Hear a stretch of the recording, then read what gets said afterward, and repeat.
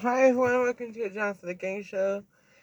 Um, Season 2, episode 49. Um,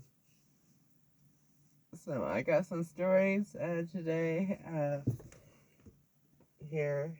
Um, Utmost disrespect. Austin's defunded police mayor's response after dozing off at cops' funeral. That is horrible, really. Shame on the Austin mayor. Austin mayor, Texas. Austin, Texas mayor slammed by police advocates for falling asleep during fallen officer's funeral. Quote, unquote, I want to express my deepest apologies to the family of Officer Martin. Okay. Apparently, an officer died in the office, and Austin mayor fell asleep with a fallen officer's funeral. Shame on him. If this election is coming up in Austin, they need to vote that mayor out. Must be a Democrat. I think it is a Democrat in Texas. A Democratic mayor. He needs to be voted out. And Austin needs to turn red or something. Law enforcement advocates are signing off after Austin Mayor Steve Alder appeared to fall asleep during the funeral on Monday for a fallen officer, Anthony Tony Martin, who died in a tragic car crash last month. Justin Berry, a member of Texas Commission on Law Enforcement and senior officer at the Austin Police Department, said he thought that he saw Alder nodding off during the service and then received a photo of the mayor asleep afterwards. It's very disheartening to have the mayor of the city of Austin, who was one of the ones that spearheaded all the defunding of Austin Police Department by a third of our budget, who voted to take away officers' pay stipends back in 2017, which had a huge financial impact on our family and on our families to continue to go down a pathway that shows nothing but the utmost disrespect and contempt of officers. Barry told Fox News. Yep, it is disrespectful, and that mayor needs to be gone.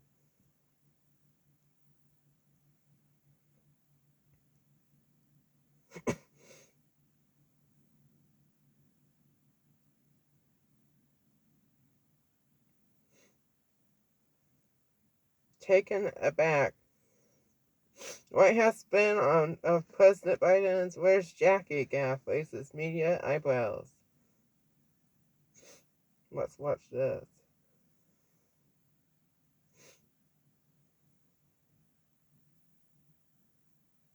White House supporters says Biden aides dodge mental acuity issues, appear clueless or even offended when you ask about it. What's White House struggles to explain Biden without looking for 8 congresswomen in crowd. Made by the President of the United States. Maybe the most serious one yet. Watch. And I want to thank all of you here, including bipartisan elected officials like Representative Governor, Senator Braun, Senator Booker, Representative Jackie. Are you here? Where's Jackie? I didn't think she was going to be here to help make this a reality. Did you hear what he said? I don't think she wants to come up here and help make this a reality. He was looking for Indiana Congresswoman Jackie Walorski, but she and her 2 staffers were killed in a car accident last month.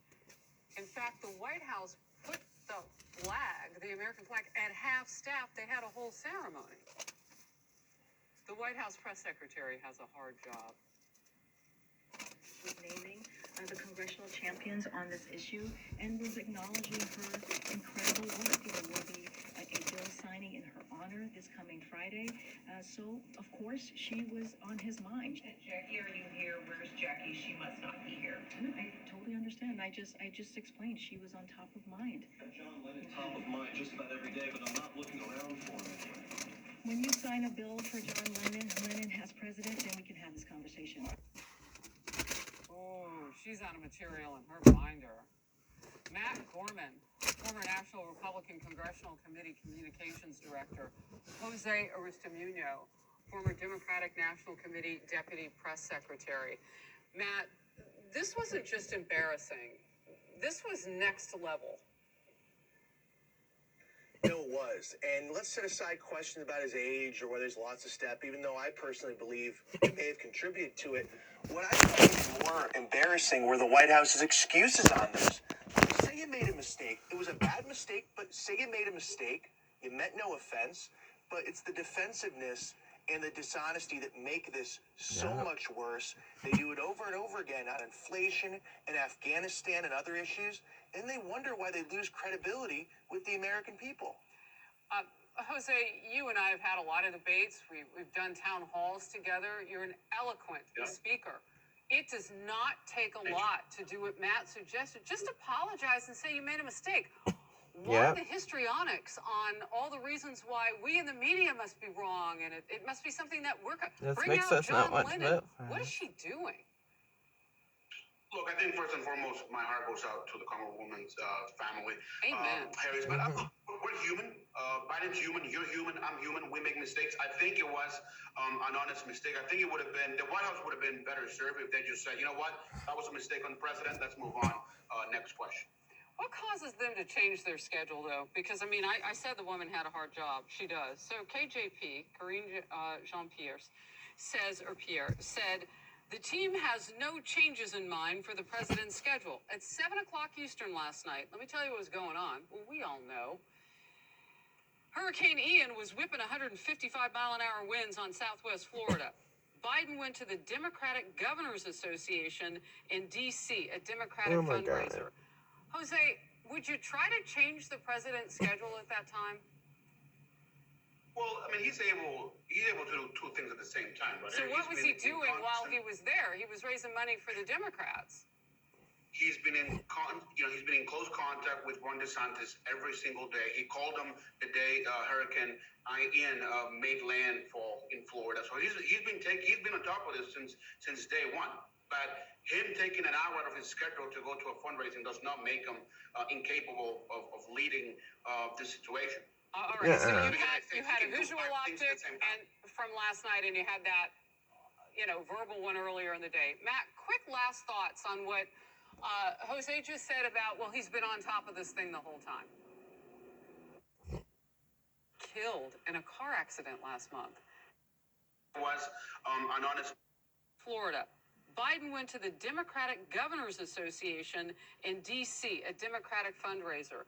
Jose, would you, from last night, and you had that, verbal one earlier in the day. Matt, quick last thoughts on what Jose just said about, well, he's been on top of this thing the whole time. He hasn't been on top of that. No. Yeah, let's take a step back really quick. If this were Donald Trump or a Republican president going to a fundraiser or not calling a Democratic governor of Florida, the media and Democrats would be howling. It's really hypocrisy that they didn't do it. Yeah. Yeah, it took some time for that phone call to happen. But people can do two things at once. I don't know, bad timing? All right. Jose, Matt, good to see you.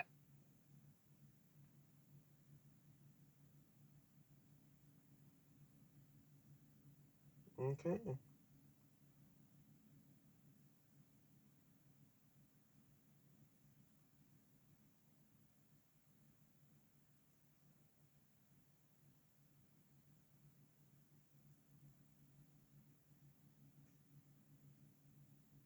Doing nothing. Dem mayor receiving busloads of migrant slips.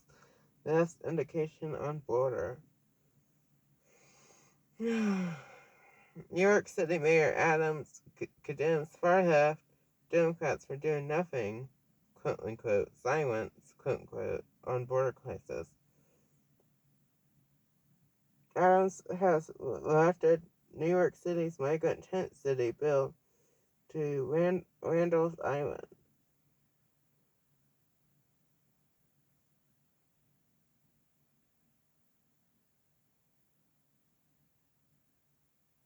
The far left is doing the worst wrong thing The far left is doing nothing. I mean the silence. I don't believe the silence that I'm hearing. Adams said Monday in an unrelated news conference on Monday. These are people in need of services, and I'm not hearing from the two ends of the spectrum. Far right is doing what's wrong. Far left is doing nothing at all. Well, I don't think the far right is doing wrong. I disagree with that. I agree that the left is doing nothing. Biden's not doing nothing. Harris isn't doing nothing for the border crisis. I almost said Biden crisis. Well, we do have a Biden crisis that needs help with Trump, but I kind of agree what the mayor's saying in New York. It's time for us to address those in a unified way. Yep, I agree with that. We do need to address this border crisis in a unified way. I agree with that. This administration is doing, and we should not be doing it alone. I agree.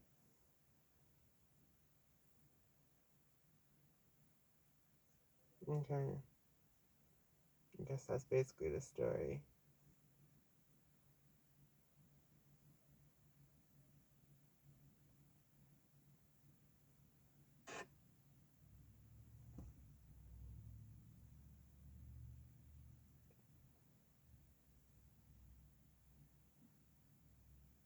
Pelosi tells Cobart Dems will take the House for shade at Trump. Oh my god, so that makes us not want to vote for Nancy for shading Trump. That's not uniting at all.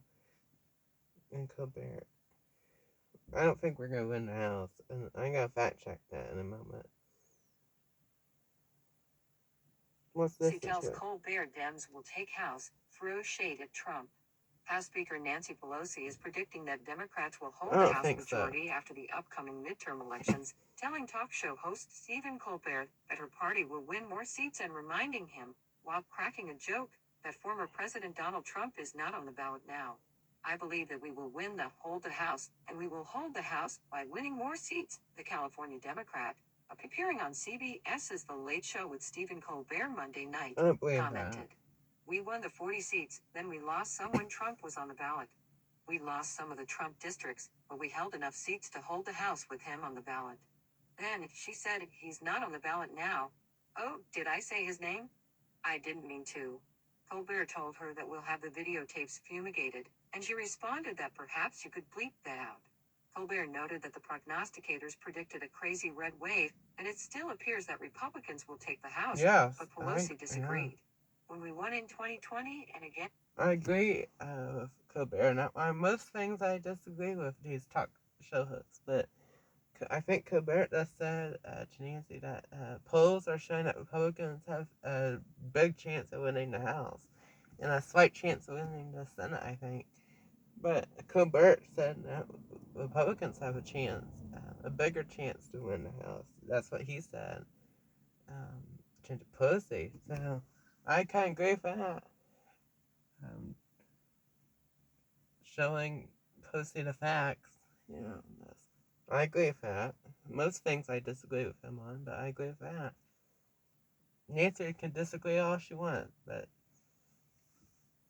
the House most likely is going to Republicans, and I'm glad that it's going to Republicans. But I'm going to fact check what Nancy's saying, that she might win the House. We don't know who will win or lose the House. But I don't know who will control the House of Representatives. No one knows. But there's polls out there, and they're showing that Republicans are winning. And I have some polls. 558 is that what it's called? That show that Republicans are likely to win. So I have a fact check in a moment. Fewer seats, but still holding the House. We started right away to prepare for the next election in terms of organization, Pelosi said. When you mobilize, you must own the ground to take out the vote. You have to do that with inspiration and how we put together our messaging, and that's the second M, and the third is money. So we're getting ready for the election. That was in December of 2020. However, then January 6th happened, said Pelosi, resulting in the greatest influx of candidates coming forward. Young people, people of color, people of different generations, different backgrounds, and the rest. The beautiful diversity of America came forward, said Pelosi. They didn't pay attention to those pundits who said you can't win. They went in with courage and confidence that they could win. The Supreme Court's ruling overturning Roe v. Wade also created a different attitude about whether the Democrats could win, Pelosi added. We always believed that we could win because we knew we had to because our democracy was on the ballot, she said. Our planet was on the ballot. A woman's everything was on the ballot in this election, more than in regular majorities come and go. She also told Colbert, who told her that the polls aren't reflecting what she was saying, that she doesn't believe in the polls and that the candidates are doing very well in their districts. Pelosi compared the election to a horse race, noting that she's originally from Maryland, a horse racing state. In Maryland, when you're in the lead, which we believe we are, we're in the lead. You're in the stretch, we made the turn, she said. 5 weeks from tomorrow is the election and voting starts, even sooner than that. When you're in the lead and you're in the stretch, you whip the lead. And that's what we are doing. We're whipping the lead to ensure a Democratic victory. Well, let's fact check that. And Colbert is, telling the truth. So, that the polls are showing Republican victory. Let's go to 558 right now and prove Pelosi wrong right now. Once again, we don't know who's going to win. I don't know who's going to win. I'm hoping we win. But let's look at this. It's like 5 here.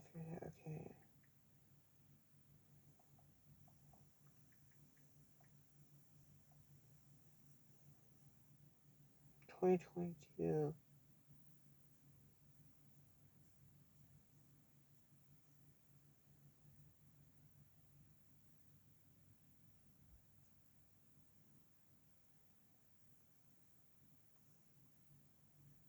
Republicans are favored to win the House. 69 and 100 Republicans are likely to win the House, and 31 and 100 Democrats have a chance to win. So 69% of Republicans are the chance of Republicans winning the House is 69%. This is a poll from NBC and 538, sorry. And Democrats have a 31% chance of winning the House. Now the Senate,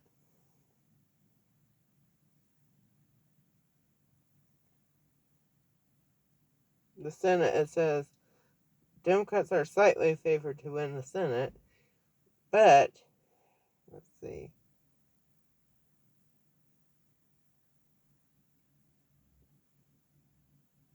Republicans, and they say Democrats currently have a 2 in 3 chance of holding into the Senate, but Republicans still have plenty of opportunities to get pickups, especially in Georgia, Nevada, so maybe Pennsylvania.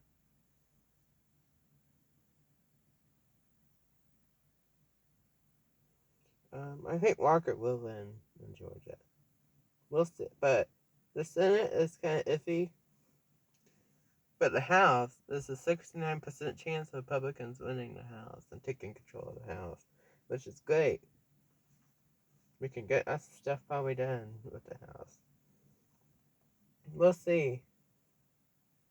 I hope the Senate wins. I really do. But Nancy, you're wrong, honey. The polls are not looking good for Democrats for the House. I'm sorry. I know you want your job still, and I don't know what she'll do if she don't win, but let's see.